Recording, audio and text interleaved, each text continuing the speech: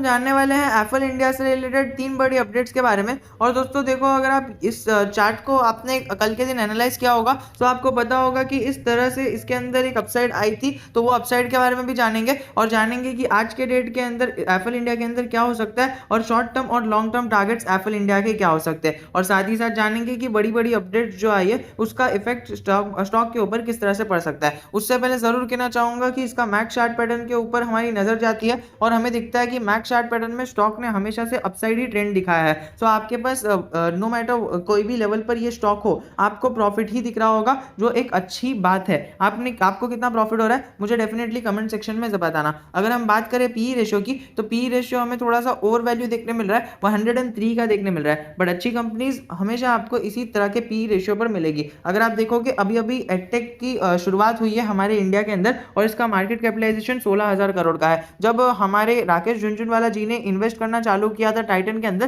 तभी उसका market capitalisation around 20-30 crore के आसपास का था, 20-30 हजार करोड़ का। और अभी आप देखो कितना ज्यादा उसका मार्केट कैपिटलाइजेशन हो गया। और आप इस शेयर का देख लो तो दोस्तों उस टाइम पर टाइटन जो है वो चश्मा, वॉचेस और सारी चीजें बनाना चालू करती थी। अभी एप्पल ने ये सारी चीजें चालू की है। दोस्तों आप ही समझ लो कि कितना ज्यादा मतलब एप्पल ने एडटेक इंडस्ट्री के अंदर कदम रखा है, जो अभी ग्रोइंग मोड पर है। अब आप ही समझ लो ग्रोइंग इंडस्ट्री के अंदर कदम रखना मतलब अपने पैसे को मल्टीप्लाई करना। दोस्तों अगर हम साथ ही साथ इसके रिजल्ट्स के ऊपर भी नजर डालें ना, तो रिजल्ट्स भी हमें एक अच्छे ही देखने मिले थे Q1 के अंदर। Q1 के अंदर ईयर ऑन ईयर के अंदर 75% की अपसाइड देखी थी रेवेन्यू के अंदर, और नेट इनकम भी 90% के आसपास बढ़ी थी, और हमें नेट प्रॉफिट मार्जिन के अंदर भी 8% की ग्रोथ दिखी थी। अगर हम बात करें इसके एएसएम लिस्ट की, तो एएसएम लिस्ट की न्यूज़ ही एक बड़ी अपडेट है, one of the big updates है। दोस्तों कल तक हमें ये शेयर है ना एएसएम लिस्ट स्टेज 2 के अंदर देखने मिलता था, और अभी हमें कल ही के दिन ये स्टेज 1 के अंदर ट्रांसफर हो चुका है। तो दोस्तों जल्दी ही ये हमें स्टेज 1 से भी हटते हुए देखने मिलेगा,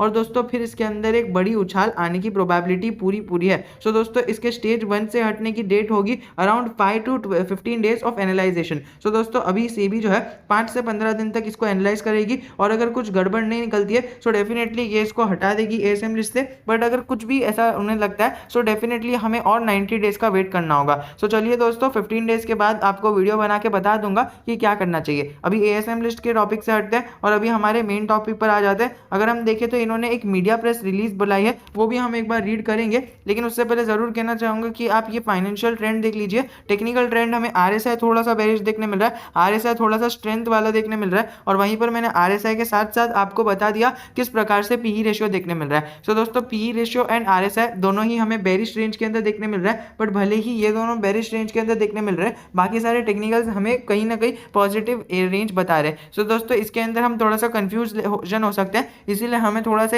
इसके टेक्निकल्स को हटाते हुए इसके फंडामेंटल्स पर नजर डालनी है, ताकि हम इसे अच्छी तरह से एनालाइज कर पाए। अगर हम देखें तो 58% की जो क्वांटिटी डिलीवरी बेसिस पर उठाई गई है वो एक अच्छा आंकड़ा माना जाता है। अगर हम बात करें और एक लेवल की, तो और एक लेवल हमें इस जगह पर देखने मिलेगा कॉर्पोरेट एक्शन के अंदर। तो सीधा चलते हैं उस न्यूज़ की तरफ कि कॉर्पोरेट एक्शन में उन्होंने प्रेस रिलीज के अंदर क्या निकाला है, और फिर बाद में हम डिस्कस करेंगे कि प्रेस रिलीज के अंदर निकालने के बाद शेयर के अंदर आगे क्या इफेक्ट आएगा।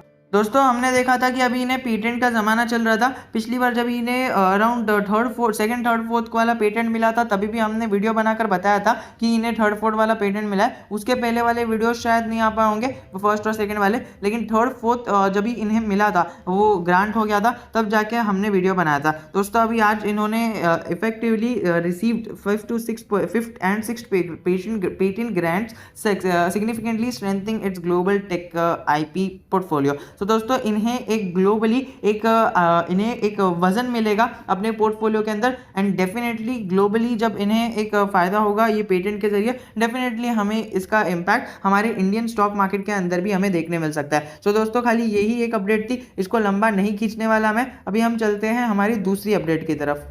साथ ही साथ अगर हम दूसरी न्यूज़ को कवर करें तो फिर एप्पल इंडिया के अंदर हमें डिजिटल मीडियम का जो व्यापार है वो ज़्यादा देखने मिल रहा है, जिसके कारण आईसीआईसीआई सिक्योरिटीज़ जो एक दिग्गज ब्रोकर माना जाता है हमारे इंडिया का एंड बैंक भी है, तो हम उसके अंदर हमें देखने मिला कि वो बुलिश है ऑन एप्पल इंडिया। उन्होंने एक होल्ड की सलाह दी है, रिकमेंडेशन दिया है, जो हमने पिछले वीडियो के अंदर डिस्कस कर ही लिया था। लेकिन हमने ये डिस्कस नहीं किया था कि जो पेनिट्रेशन है ऑनलाइन शॉपर्स का वो डबल से ट्रिपल हो चुका है। अगर आप देखोगे 120 मिलियन यूजर्स थे और और वहीं पर वो बढ़कर 450 मिलियन यूजर्स हो गए हैं आने वाले 5 साल के अंदर होने वाले हैं, मतलब 450 मिलियन यूजर्स हो गए हैं। और ये जो 450 मिलियन यूजर्स है ये 24% के CAGR से ग्रो होंगे। एंड अगर आप स्टॉक मार्केट में हो, आई एम एक्सपेक्टिंग कि आपको CAGR ग्रोथ पता होगा। अगर आपको CAGR ग्रोथ नहीं भी पता है तो आपको पता होगा 24% एनुअली बढ़ना, और वो भी 5 साल के लिए, दोस्तों कितनी बड़ी बात हो जाती है। और ये अकेला इंडस्ट्री अगर 24% बढ़ेगा तो आप समझ लेना कि इस इंडस्ट्री से रिलेटेड जो भी बड़े बड़े दिग्गज स्टॉक्स है वो कितनी तेजी से बढ़ेंगे। अगर कोई भी स्टॉक आपको 50% रिटर्न्स भी अगले 5 साल तक दे रहा है ना, डेफिनेटली पिक द स्टॉक। या फिर अगर आपको कोई स्टॉक 100% रिटर्न्स देने में सक्षम हो जाता है 5 से 10 साल के लिए, डेफिनेटली आपको वो करोड़पति बना सकता है कुछ हजारों रुपए लगाकर भी। और जो स्टॉक मुझे मेरी नजर में ब्राइटकॉम ग्रुप दिख रहा है, चंद हजार रुपए लगाकर अगर आपको वो करोड़पति बना सकता है, तो definitely we should consider the stock. और दोस्तों उससे रिलेटेड मैं Apple India versus Brightcom group का वीडियो जल्दी ही पोस्ट करने वाला हूँ, so stay tuned in our channel. और अगर आपको थोड़ा नॉलेज चाहिए, रोज की न्यूज चाहिए, रोज के टारगेट, स्विंग ट्रेड्स, ये सब चाहिए, definitely you can consider joining our Telegram channel. Telegram channel में फ्री में आप हमारे जो भी फैमिली यूट्यूब फैमिली मेंबर्स हैं उनसे बात कर सकते हो, एंड उनकी क्वेरी और आपकी क्वेरी, सबकी क्वेरी एक दूसरे लोग मिलकर सॉल्व कर देते हैं वहां पर। सो डेफिनेटली आपको ये की गोल्डन मौका मिस नहीं करना चाहिए। डिस्क्रिप्शन में लिंक है, डेफिनेटली ज्वाइन कर लो। चलिए आगे बढ़ते हैं। और ये सुमित बंगाड़िया ने, एग्जीक्यूटिव डायरेक्टर है जो इसके चॉइस ब्रोकिंग ने, इन्होंने क्या बताया कि ये स्टॉक के अंदर मोमेंटम है और आने वाले टाइम में ये बड़े बड़े टारगेट्स दे रहा है। तो दोस्तों इधर ना कई सारे ब्रोकर्स का दिया गया, मैंने चुनिंदा नाम लिए हैं, 2 ही नाम लिए हैं, बट आप इधर मिंट की वेबसाइट पर आके पढ़ सकते हो। डेफिनेटली सारे most of the big brokers are bullish on the stock and they are considering कि ये आने वाले टाइम में मल्टीबैगर बन सकता है, एंड डेफिनेटली ये बनने की कैपेबिलिटी रखता है। अब जिस तरह से मैनेजमेंट आने वाले टाइम में इसको मैनेज करेगा वही हमें आने वाले टाइम में इसका फ्यूचर बता देगा। बट अभी फिलहाल के लिए सारी चीजें एक क्लास दिख रही है, आप इसके अंदर जा सकते हो। मैं फिलहाल आपको शॉर्ट टर्म टारगेट्स बता दूंगा। अभी तक जितने भी हमने बात की है वो थोड़ी सी लॉन्ग टर्म की बात की है, 5 से 10 साल की बात की है। बट अगर आप किसी को 5 से 10 दिन या फिर 5 से 6 महीने अगर किसी को होल्ड करना है, तो उनके भी टारगेट्स जानने बहुत ज़्यादा ज़रूरी है।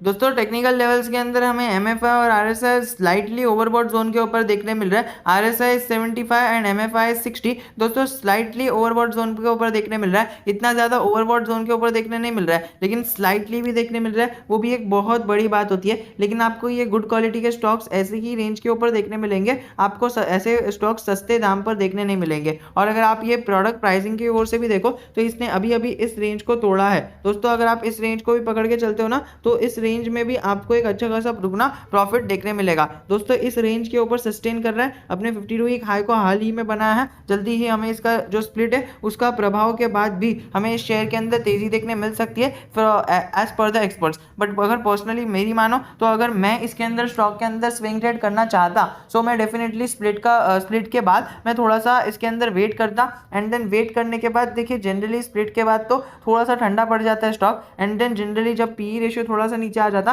देन डेफिनेटली मैं उसके अंदर इन्वेस्ट करता। ऐसी मेरी स्ट्रैटेजी होती। बट फिलहाल तो मेरी स्ट्रैटेजी अदानी ट्रांसमिशन और इन्फोसिस को लेकर चल रही है। डेफिनेटली आप उन दोनों की वीडियोस भी देख सकते हो। उसमें इसके अंदर तो मैंने एप्पल इंडिया के अंदर टेक्निकल्स नहीं बताया है, इसके अंदर हमने फंडामेंटल्स जाने हैं। बट हमारे अदानी ट्रांसमिशन और इन्फोसिस ये दोनों के अंदर मैंने एक fully dedicated technical analysis video बनाया है, खाली 2 से 3 मिनट का है। सो आप उसको कंसिडर कर सकते हो देखने का। और अगर आपको चाहिए तो ये स्क्रीन पर भी पॉप हो रहा होगा, उसको क्लिक करके देख सकते हो। तो चलिए दोस्तों शॉर्ट टर्म ट्रेडर्स को इसके अंदर अभी अगर आप चाहो तो इसके अंदर शॉर्ट टर्म ट्रेडर्स के अभी फिलहाल तो आप एंट्री ना लो, अकॉर्डिंग टू मी ऐसा मुझे पर्सनली सही लगता है। और लॉन्ग टर्म ट्रेडर हो तो फिर आप इसके अंदर एंट्री ले सकते हो। आने वाले टाइम के अंदर ये बड़े बड़े प्रॉफिट्स दिखा सकता है। ये 600% का प्रॉफिट तो बहुत कम है, 600% नहीं 6000% भी दिखा सकता है, बट टाइम बहुत लंबा देना होगा। और अगर शॉर्ट टर्म ट्रेडर्स हो तो अगर आपको प्रॉफिट बुक करना है तो वो तो आपको पता ही चल गया होगा कि स्प्लिट की एग्जिट है, तभी उसके पहले कई सारे जो